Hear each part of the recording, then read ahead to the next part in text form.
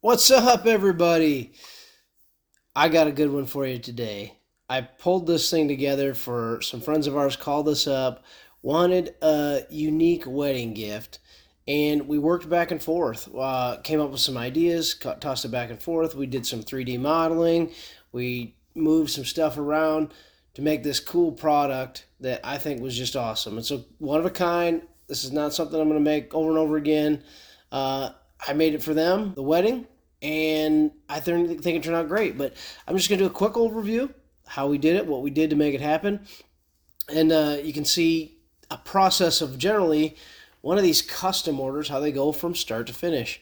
So you can kind of see this is the first shot of the final product before it went to them.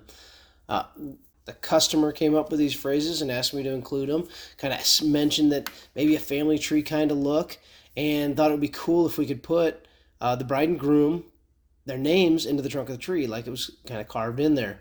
We looked at carving it in, and it kind of looked a little strange, so we actually made it come out from the trunk, and I think that added with a really cool result. This stuff started off with just some slabs. These were supplied by the customer uh, from the family farm. These trees came down in a derecho, and he had them slabbed, and he brought me some the wood to turn into this project.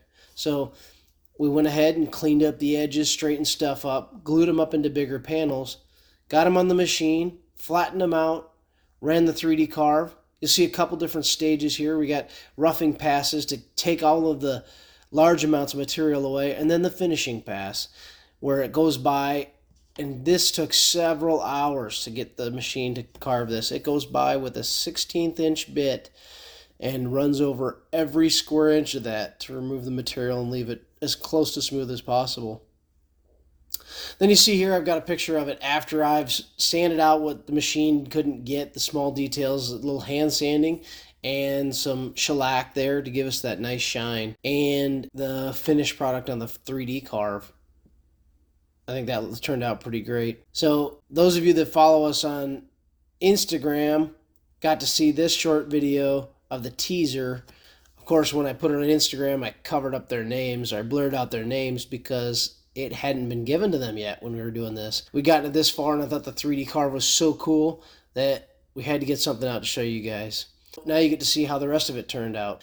Flattened out the second slab. I went back and forth with the customer, and then we moved the tree around because the thought is maybe they can stick in family names, give some space to put family names around. So we worked back and forth and moved it around.